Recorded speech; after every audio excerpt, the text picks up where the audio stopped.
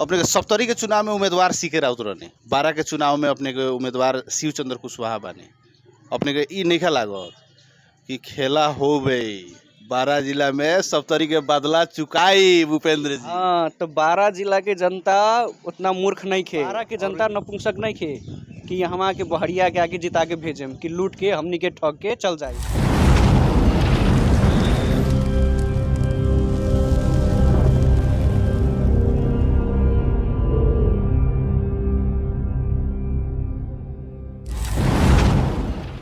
यहाँ के नाम भइल बीपी शाह, यहाँ के पूर्व पत्रकार, आज अभी जनमत पार्टी के एगो सक्रिय नेता बानी। नमस्ते, स्वागत बा बीपी जी, बहुत बहुत धन्यवाद। का बा अपने के चुनाव हार रहल बा ना सुनल जाता? कैसे हार रहल बानी चुनाव? सीके राव जी के शिव चंद्र कुशवाहा जी के रुआ चेहरा के रंग उड़ गइल बा। शिव चंद्र जी के सीके राव जी के उड़ल बा कि उपेंद्र जी परेशान बड़न। अपने देखे तो कौनो वीडियो में फोटो में देखनी कि जौन उप प्रधानमंत्री भइल लोग के, अरबपति लोग के, जौन मधेश के जौन सबसे धनाढ्य व्यक्ति बाड़न उपेंद्र जी, ओकनी के फेस के चेहरा उड़ गइल बा, रंग उड़ गइल बा, बेचारा परेशान बाड़न। तब भाई देखी भीतर से ओकनी के डर बा, जौन सप्तरी में पटकाइल बाड़न 2/3 मत से, वैसे भी ज्यादा से यहाँ पटकाई के डर बा ओकनी के, वो खातिर बेचारा परेशान बा। कि अपने के शिव चंद्र कुशवाहा जी के अपने के जौन अभी माइलेज बा उठी, मीटर उठी, अपने के शिव चंद्र जी के मीटर उठे वाला संभावना देखत है? शिव चंद्र जी के तो मीटर अगला चुनाव में ही उठल रहे, देखनी है अपने की जमा 300 350 मत से हारल रहे। में और पार्टी के भी तो वोट रहे, और पार्टी के कर रहे, कांग्रेस तो स्वतंत्र उठैले रहे।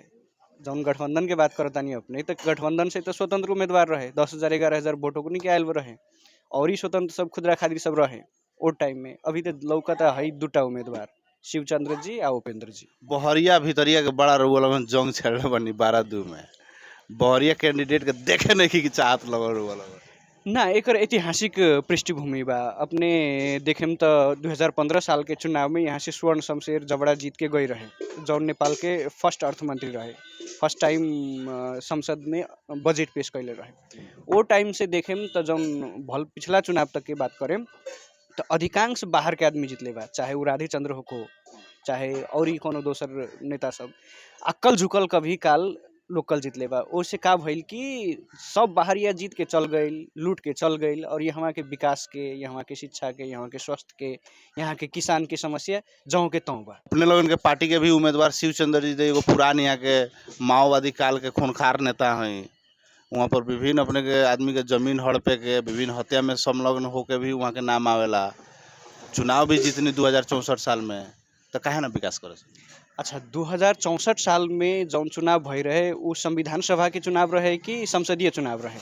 वो तो संविधान सभा के चुनाव रहे, संविधान निर्माण खातिर गए रहे। लेकिन वह कहनी कि जब विकास ना होकर सकल, यहाँ जे भी संसदों जीती तो विकास थोड़े करी, ओकरा घर से पैसा लगा के थोड़े यहाँ सड़क रोड बनवा दीजिए, वो तो संसद में अपन के नीति निर्माण में अपन काम। हाँ, तो पहल तो करी ना, बजट मांगे के जौन 64 के इलेक्शन रहे कि संविधान निर्माण के मुख्य एजेंडा रहे। अब इनके संसद जौन देखेम तो अब इनके पहल करके तो डेवलपमेंट होला, संसदीय विकास कोष तो बा। वो खातिर अब रह गई कि शिव चंद्र जी पे जनयुद्ध काल के जौन मुद्दा के बात कहनी है, तो वो टाइम में शिव चंद्र जी अपने कहने रहे कि पार्टी करवैले रहे, माओवादी के तो नीति रहे कि ठोको सफा करो, तो वो टाइम में तो कार्यकर्ता के जैसन काम कैलन माओवादी के। अभी सीके राउत के पार्टी में, जनमत पार्टी में बारन, तो जनमत पार्टी की जौन सिद्धांत बा उस सिद्धांत में काम करी। अपने लगन यादव लोग भाई के विरोधी पार्टी औरी तेली, कानू, अपने के कुशवाहा, कुर्मी, सोनार, इस सब जाति के लेके पचगुनिया के मतलब गोलियां बना दिले बानी, ए पर का कहें? अब लोग के वोट से रुआ जीते। उपेंद्र जी के स्टेटमेंट बा कि जनमत पार्टी सीके राउत यादव विरोधी बारन। तब हम तो कहें कि पहले उपेंद्र जी के मानसिक संतुलन के चेक करायल जाओ। उपेंद्र जी के अपने के जहाँ भी चेक करावे के बा, अच्छा हॉस्पिटल में जाकर उनकर मानसिक संतुलन खराब हो गई बा। 12 जौन सप्तरी में 2/3 से हारल रहे, ओकर शौक अभी तक उगने के बा। हम गना देतानी अपने के, जौन मध्य प्रदेश में 3टा मंत्री बा जनमत पार्टी के, ओमे से 2टा यादव बारन। जनमत पार्टी के केंद्रीय कार्य समिति में जितना मेंबर बा उनमें 1/3 से ज़्यादा यादव बारन।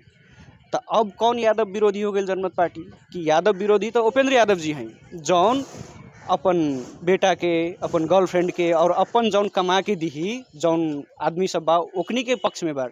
दिखाई तो कौनो गरीब यादव के सपोर्ट कैले बा? कौनो जौन ईमानदार यादव रहे ओकरा के आगे बढ़ैले बा, केकरो नहीं खबर अपने खिसियाइल बनी वैसे हुआ के गर्लफ्रेंड तो कथी कथी के नाम ना। ऊ तो हम गर्लफ्रेंड हम ना कहिनी, ओकर पत्रिका जौन ओकरे मुखपत्र बहे एगो सहारा टाइम्स पत्रिका, वही में आए रहे कि अपन बेटा के नगर अध्यक्ष आ गर्लफ्रेंड के सांसद प्रदेश पदाधिकारी दिले बा। हम ये प्रमाण के साथ बात तानी। अच्छा, और बताइए कि जो है जोन अपने लोगन के कांग्रेस के बात बा, कांग्रेस के पकड़ क्षेत्र बरियार बा क्षेत्र में, रुआ लोगन कांग्रेस के वोट मिलबे ना करी, यादव भाई लोग के वोट मिलबे ना करी, रुआ लोगन चुनाव जीते बड़ा कठिन बा रास्ता। कांग्रेस के जौन राधे चंद्र जी बा या हुनकर परिवार बारन, उ सब तो 3-4 करोड़ खातिर बिका गईल बाड़न। ये हमके कांग्रेस के जनता के देखेम तो जौन कांग्रेस के मतदाता बा, कांग्रेस के सदस्य बा, हमनी के भी बहुत सपोर्ट करेला। मेन बात बा का कि राधे चंद्र जी के अपन व्यक्तिगत स्वार्थ खातिर वो तो का कैलन कि अपन कार्यकर्ता के, कांग्रेस के और नेता सबके भविष्य समाप्त कर देलन। इससे पहले गठबंधन भई रहे, स्वतंत्र उम्मीदवार देलन, बाकी बार ना देलन। काहे तो माल के कमाल बा। तो राधे चंद्र जी के 4 करोड़ रुपया मिल जाई, उसे तो कांग्रेस के नेता के यहाँ भविष्य उज्जवल ना हुई। कांग्रेस के यहाँ से उपेंद्र जी अगर जीती, कथम कदाचित जीती, तो कांग्रेस के दोसर नेता आगे आवे सकी ना आवे सकी। अगला साल कांग्रेस के यहाँ उम्मीदवार रही, कांग्रेस के बरियार कइल जाई, अभी उपेंद्र जी के भाई कौन कांग्रेस के? राधे चंद्र जी के बात करता नहीं। देखम तो कबो उपेंद्र जी जौन कांग्रेस के संगे अभी सटल बा, कभी केपी ओली के का कहता गोदी में जाके कांग्रेस एक शेर बहादुर के गरियावता, कभी शेर बहादुर गोदी में जाके केपी ओली गरियावता। एकनी पर कांग्रेसिया विश्वास करी ना करी, कांग्रेसिया के वोट ई बार रोवा लगन पर विश्वास एकदम एकदम।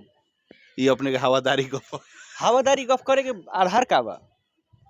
अपने लोग के काहे जी पार्टी के निर्देशन में स्थानीय नेता लोग घर दैलो में घूम रहल बा, तो रोवा लोग काहे बोल? सुनी न, तो पार्टी के निर्देशन से पहले भी भय रहे यही क्षेत्र में, पार्टी से पहले निर्देशन रहे कि न रहे, बाकी काहे हारल, बाकी स्वतंत्र उम्मीदवार काहे आई? कुछ लोग कर रहल बा अपने के चुनाव के मुंह में या के अब्दुल खान वाला अश्लील वीडियो वाला जौन अपने के सार्वजनिक भइल, उसे अपने लोगन के चुनाव में बहुत असर करे वाला बा।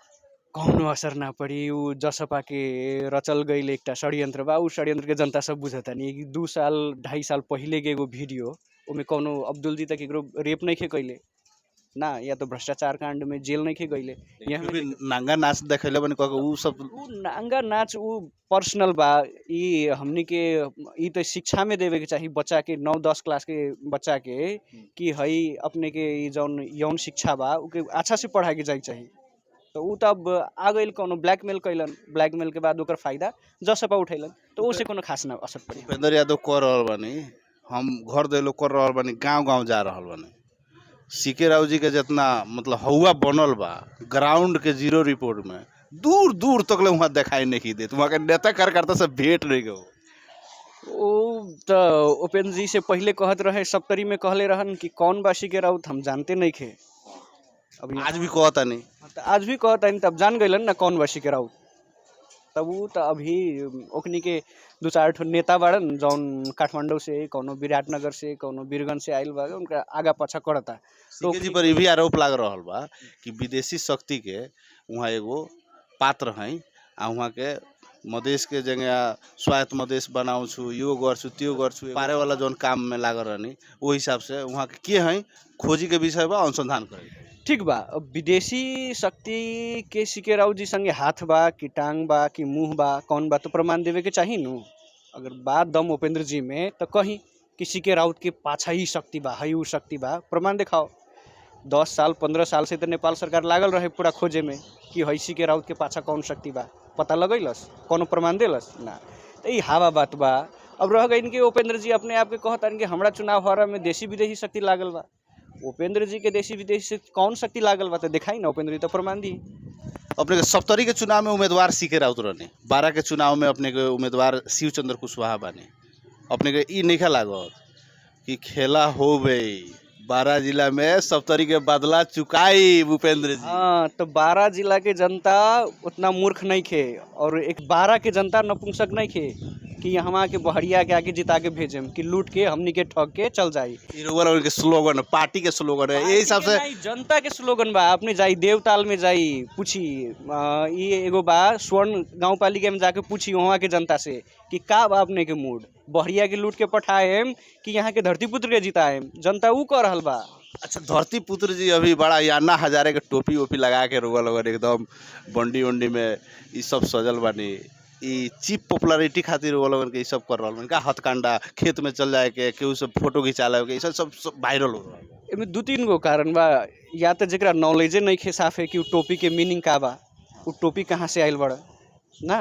उ देखेम तो उ जौन वर्कर सब होला नु बड़ा बड़ा फैक्ट्री में या बहुत जगह जहाँ काम करेलन तो उ वर्कर के टोपी बा कि जौन मजदूरी करेलन उ मजदूरी के टोपी बा। और उ मजदूर के हम प्रतिनिधित्व करतानी कि कृषि क्षेत्र में काम करता या कोनो औद्योगिक क्षेत्र में काम करता या कौनो चाहे देश विदेश में जाकर काम करता तो उ ओकर निशानी बा उ टोपी, ओकरा जौन वर्कर टोपी कहल जाला।